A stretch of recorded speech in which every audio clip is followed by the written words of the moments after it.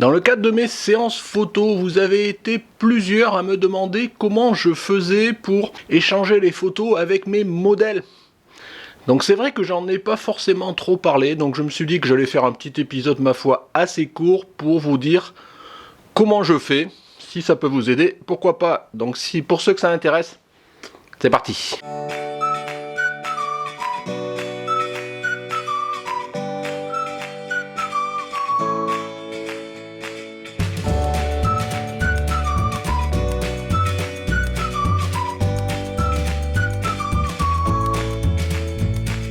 Bonjour, bienvenue sur Jeff Photographie. Donc comme je le disais en intro, aujourd'hui je vais vous parler rapidement de comment j'échange les photos avec mes modèles. Donc c'est une technique qui, ma foi, maintenant est assez bien rodée parce que bon, ça fait quelques fois que je la mets en pratique. En fait, elle se compose en plusieurs étapes.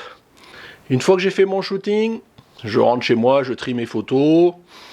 Je sélectionne, voilà, ce genre de choses. Généralement, c'est vrai qu'en moyenne, je sélectionne à peu près 10% des photos que j'ai pu prendre.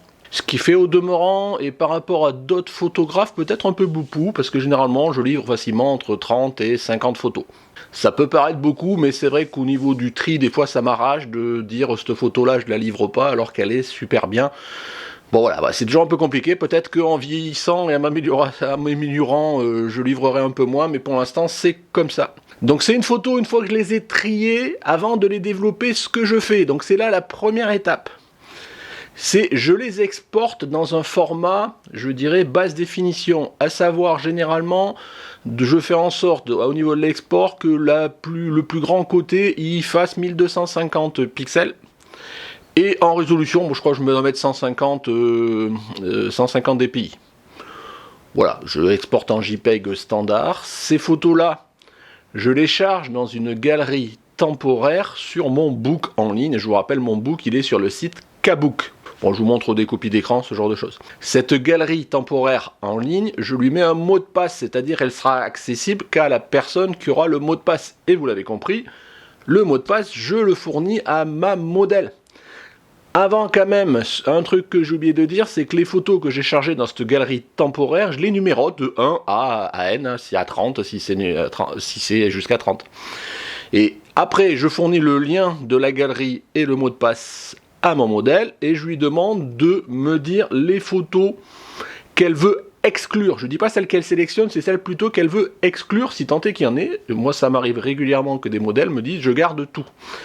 Donc voilà, donc s'il y a des modèles, des photos sur lesquelles parce que c'est pas son mon profil, parce qu'elle aime pas sa figure, parce que si, parce que ça, voilà, ça arrive tout le temps. Elle me donne les numéros des photos qu'elle veut pas retenir. Généralement, ça va entre 0 et 5, 6, allez, 7 maximum des fois. C'est souvent, c'est pas tant techniquement par rapport à la photo, c'est qu'ils aiment pas leur attitude, ils aiment pas leur sourire, c'est pas toujours leur bon profil, enfin voilà, c'est souvent des détails plus comme ça. Et donc moi je retiens les numéros qu'elles ont voulu exclure, et de fait je les enlève de ma sélection, et après je pars en développement. Donc le développement, je vais pas y revenir ici bien évidemment, j'avais déjà exposé comment je développais, même si depuis le temps j'ai un peu évolué dans ma façon de développer, mais bon, c'est pas le lieu ici d'en parler.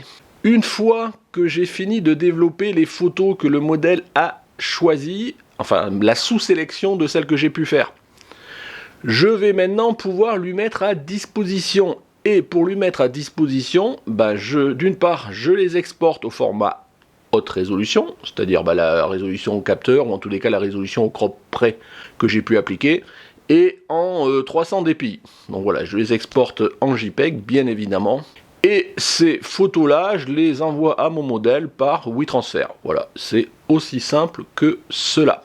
Il est bien entendu que toutes les photos que je n'ai pas sélectionnées moi-même ou que le modèle a exclues, une fois que j'ai transféré les photos définitives, je laisse toujours une petite latitude, une semaine, au cas où il y a marche arrière, elles se disent « Ah ouais, celle-là, tu l'as oubliée, j'aurais bien vu ce genre de choses. » Parce que des fois, quand je montre les photos modèles au cul de l'appareil, des fois, elles se disent « Ah, il y avait celle-là, je l'avais bien aimée, je l'ai pas vue. » Donc on peut éventuellement revenir en arrière. Mais une fois qu'on a fini ça et que j'ai livré mes photos, toutes les photos qui sont pas dans la livraison finale en haute définition, je les supprime, les RAW, la totale. Donc j'ai plus de traces après de ce qui s'est fait. Il est hors de question que je garde et que je publie une photo qui n'aura pas été validée par mon modèle au final. Voilà, c'est aussi simple que ça, vous voyez, il n'y a pas grand chose à dire. Je pense que la petite subtilité, c'est le fait de les soumettre à votre modèle via une galerie en ligne. C'est une galerie où normalement elle ne peut pas télécharger les photos. C'est une galerie où même si vous la mettez dans une résolution 1250 par je sais pas combien, enfin suivant la taille de la photo, elle y voit suffisamment, elle peut zoomer dedans pour voir à peu près ce que ça donne. En plus, il y a quelqu'un qui y a accès et ça évite d'avoir à livrer des photos en basse résolution dont éventuellement le modèle peut les exploiter par ailleurs ou pas. J'ai déjà discuté avec certains photographes qui m'avaient dit qu'ils en étaient même arrivés à livrer une toute petite vignette pour pas que justement les modèles les exploitent. Bon voilà, après ça perd son sens. Moi depuis que je fais ça, franchement, j'ai pas eu de problème. D'ailleurs j'ai encore plein de galeries temporaires en ligne sur mon book qu'il faut d'ailleurs que je supprime pour mettre les galeries finales. Donc voilà, j'espère que ça a répondu aux attentes de ceux qui m'avaient posé la question. Ça a peut-être éclairé certains d'entre vous par rapport à leur pratique, en tous les cas pour ceux qui font de la photo de modèle. Si éventuellement certains d'entre vous ont d'autres techniques, d'autres façons, bah écoutez, pourquoi pas, moi je prends, je veux dire, je prétends pas avoir la meilleure façon de faire, en tous les cas c'est celle que j'utilise et qui est maintenant, comme je vous disais, pas mal rodée. Voilà, comme d'habitude, dites-moi en commentaire ce que vous en pensez, petit pouce, abonnement, Tipeee, ce genre de choses. Voilà, allez, merci beaucoup et puis, au revoir.